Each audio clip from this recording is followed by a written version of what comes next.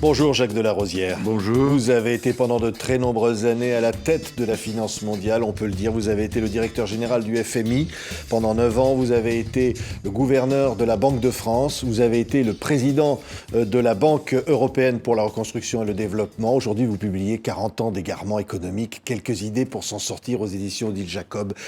En un mot d'abord, cette crise du coronavirus, cette crise économique qui suit la crise sanitaire, vous dites que la France ne s'en sortira pas?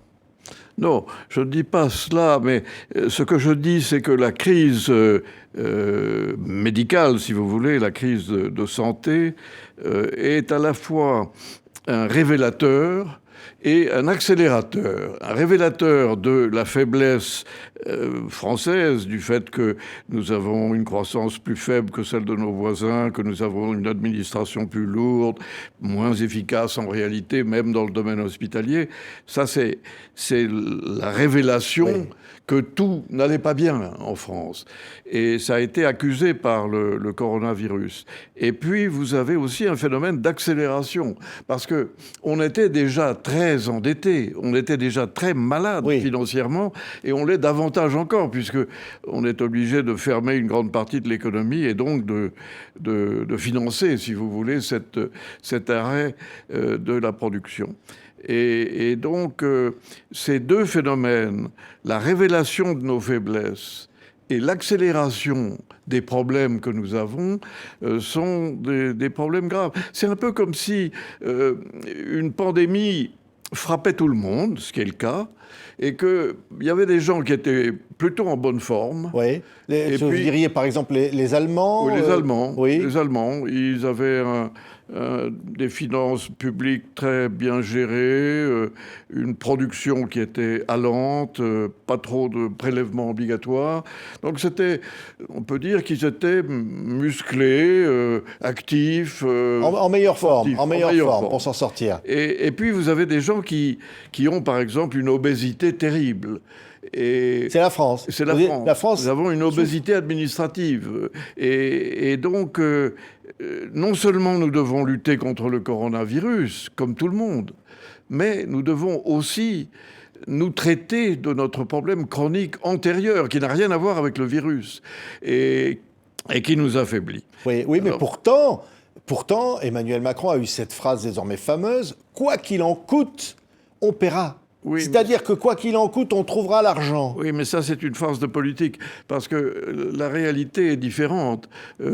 Certes, on peut financer avec de l'argent emprunté une partie des dépenses publiques entraînées et aggravées par le coronavirus et donc la nécessité de payer les gens avec le chômage partiel, etc. On peut le faire pendant un temps.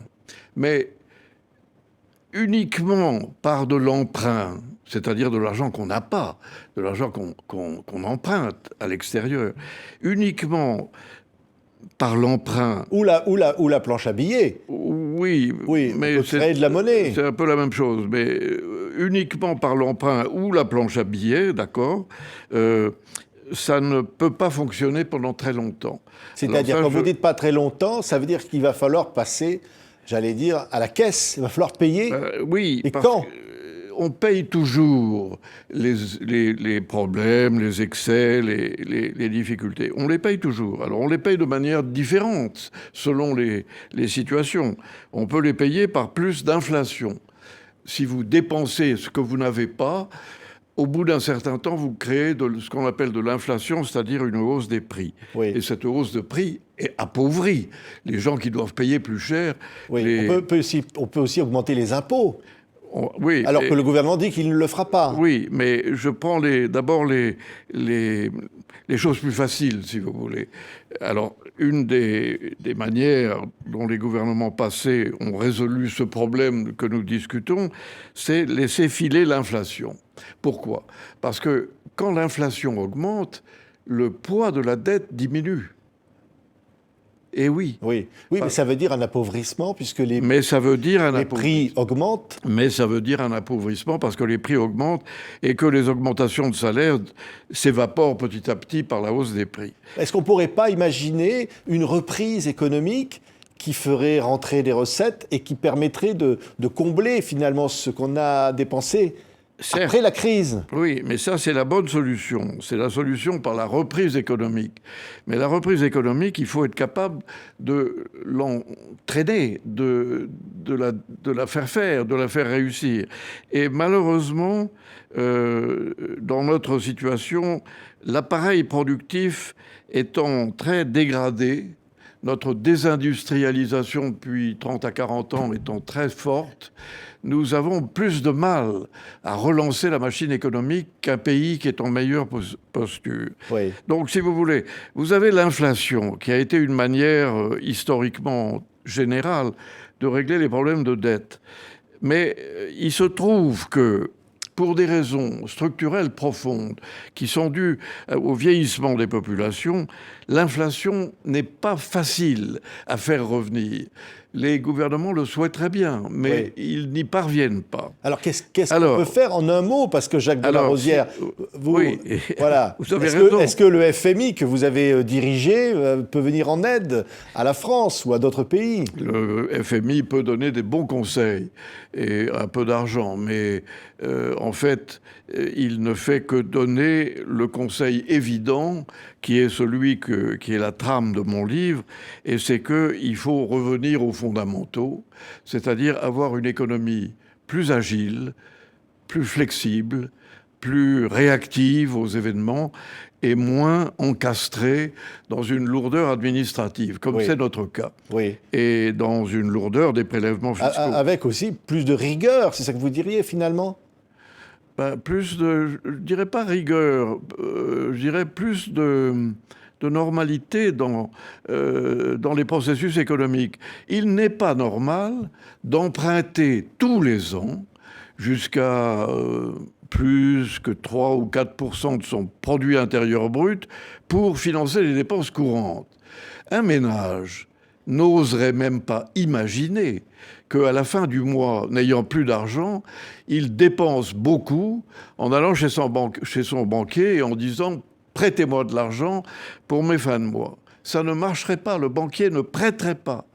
Et donc on est obligé, alors on peut appeler ça de la rigueur, mais le fait de comprimer sa dépense à l'intérieur du champ de ses recettes, c'est quelque chose qui est assez normal. Oui, mais ça veut dire aujourd'hui que les gouvernements ne disent pas la vérité, Jacques de la Rosière, parce qu'on est en pleine crise, les populations souffrent de cette situation, on ne peut pas leur dire la vérité, c'est-à-dire que ça va être encore plus dur après.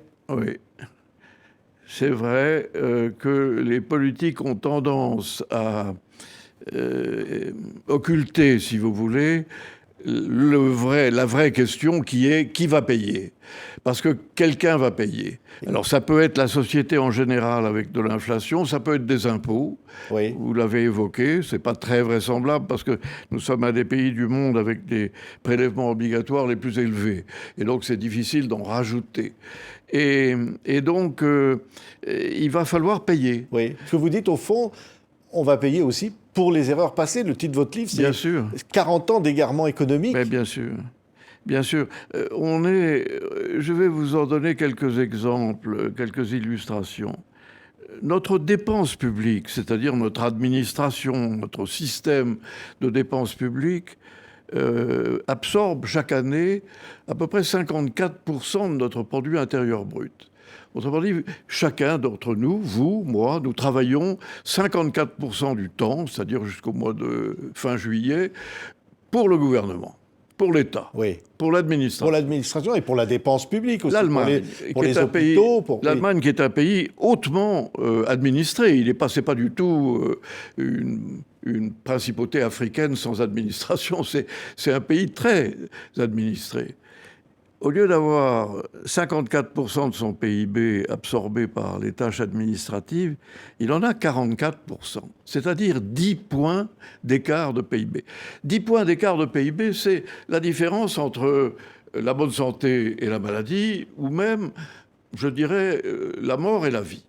C'est énorme, 10 points de PIB. Oui, mais on va vous répondre. Ça permet aussi de financer un État avec des services publics, avec une dépense sociale. On peut dire ça grammaticalement, mais c'est une erreur profonde.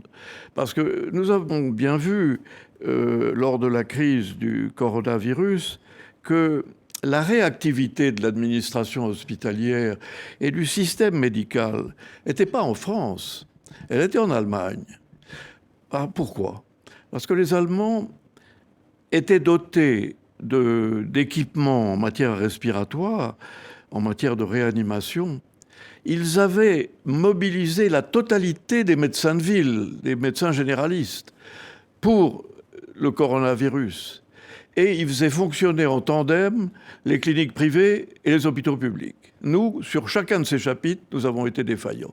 Alors, on a 10 points de plus de PIB pour financer une administration qui est probablement 40% moins efficace que l'administration allemande. Alors ça, c'est une vraie question démocratique.